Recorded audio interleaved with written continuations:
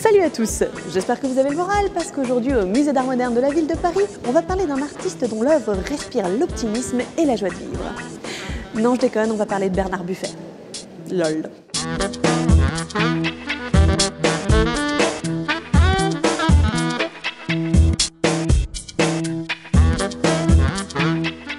C'est curieux que Buffet, né en 1928, considéré comme l'un des plus grands artistes français du XXe siècle, soit assez méconnu du grand public de nos jours. Cet inconnu notoire est quand même le seul artiste au monde auquel un galeriste a décidé de se consacrer entièrement. Maurice Garnier a dédié sa carrière à faire reconnaître Bernard Buffet, pour qui il voulait un musée à Paris, à la manière du musée Picasso. Du coup, on se demande comment une œuvre a pu être marquante au point de susciter une telle dévotion. Et comment, si elle est si marquante, a-t-elle pu être oubliée? Commençons par une petite mise en contexte, parce que sans le contexte, on ne peut pas comprendre grand-chose. Buffet fait partie de ceux qu'on appelle les Fabulous Young Five, et qui sont un peu les Avengers intello français post-Seconde Guerre mondiale. En gros, des figures d'une jeunesse innocente et douée, telles Françoise Sagan ou encore Yves Saint Laurent. La gloire de Buffet, dans les années qui suivent la guerre, est fulgurante. À 19 ans, il remporte des prix et tout le monde parle de lui. Faut dire que son style est puissant. Toujours de grands personnages longilines à l'air blasé, détachés de ce qui les entoure, dans des postures triviales. L'ensemble est gris ocre, la couche de peinture est fine parce que c'est l'après-guerre, donc on n'a ni la masse de peinture, ni des tonnes de variétés de couleurs. D'ailleurs, on sent bien que Bernard Buffet fait avec ce qu'il a pour combler sa fureur de peindre. Il peint absolument partout. Sa chambre, la maison de sa grand-mère et même ses toilettes. Et ses modèles, ce sont ses proches, mais aussi lui-même puisque Buffet est un champion de l'autoportrait, qui est d'ailleurs un excellent moyen de se rendre compte de l'évolution de son style.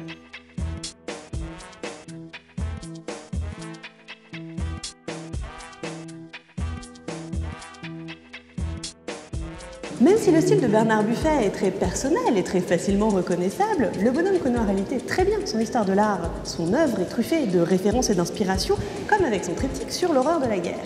Un thème ambitieux et qu'il tient certainement à cœur, pour lequel il va chercher l'inspiration chez les plus grands. Guernica de Picasso n'est pas loin, mais on peut aussi reconnaître une touche de Goya ou encore du douanier Rousseau. Le traitement du ciel d'ailleurs est très proche de celui du douanier, et je pense qu'on peut dire que c'est un peu la libération de la couleur. Couleur qu'on retrouve dans sa série sur le cirque. En même temps, quand on veut peindre des clowns, il vaut mieux pouvoir les farder un peu. Après, c'est toujours pas la joie de vivre. Mais faut croire que le public, il kiffe cette imagerie de tristesse profonde, puisque les reproductions de la tête de clown se vendent comme des petits pains. Donc voilà, c'est le succès pour Buffet qui est reconnu et aimé du grand public, et du coup il peut se lâcher dans son style, tout en conservant ce qui fait sa marque de fabrique. Le graphisme est toujours nerveux et les corps toujours aussi allongés, mais les couleurs se font brillantes et les couches de peinture épaisses et lourdes. On pourrait presque mesurer l'aisance financière de Buffet à l'épaisseur de sa peinture. Ça se voit particulièrement avec sa série des oiseaux, qui est une variation autour du thème de Leda et le cygne, qui raconte comment Zeus s'est transformé en cygne pour pécho. Parce que c'est une technique de drague infaillible, c'est bien connu. Bref, outre l'épaisseur de la couche de peinture et les beaux dégradés colorés, on remarque dans cette série une belle grosse référence à l'origine du monde de Courbet. Et une fois de plus, ça ne manque pas. Jambes écartées, scandale déclenché. Des visiteurs portent plainte pour atteinte aux bonnes mœurs. Bref, ça commence à chauffer pour Buffet. Mais il n'y a pas que le public qui râle. Une partie de la critique considère que certaines de ses œuvres, comme Les Écorchés, ne sont ni plus ni moins qu'une tentative facile de scandaliser un public facilement choquable. Pourtant Buffet ne se laisse pas démonter et continue ses outrances de style et de thème. Le problème, c'est que Buffet n'est aimé ni des critiques, qui l'accusent de faire de l'anti-intellectualisme à la manière du mouvement du bad painting aux États-Unis, ni du public, qui n'apprécie guère son train de vie. Bah oui, Buffet c'est un peu une star, le VIP de tous les événements mondains, et Paris Match adore jaser quant à son statut d'artiste friqué. Mais d'où est-ce qu'il se permet de peindre l'enfer de Dante? Si t'es riche, Coco, tu souffres pas vraiment? Ah bon? Du coup, c'est un peu dur pour Buffet, qui continue malgré tout de peindre compulsivement, notamment pour donner à voir le regard hostile qu'il porte sur le monde.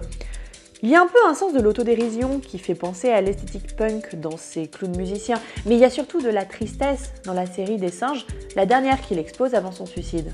Finalement, Buffet était certainement un esprit libre qui s'est laissé porter par sa fureur de peindre jusqu'au bout. Il a même préparé, en guise de testament, une série de toiles sur la mort qui nous rappelle pourquoi sa peinture a souvent été qualifiée de gothique. Lui, il aime le gothique médiéval, où on apprend comment bien mourir.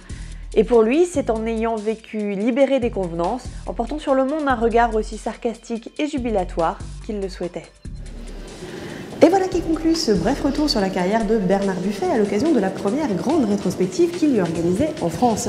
Je tiens à remercier le Musée d'Art Moderne de la Ville de Paris de m'avoir ouvert ses portes pour réaliser cette vidéo, qui je l'espère vous aura plu et surtout ne vous aura pas trop déprimé. Quoi qu'il en soit, n'hésitez pas à partager cette vidéo, à lui laisser un petit pouce vers le haut et un gentil et mignon petit commentaire. Et si vous souhaitez soutenir l'émission, le Tipeee n'attend que vous. Quant à moi, c'est sur les réseaux sociaux que je vous attends pour encore plus d'art.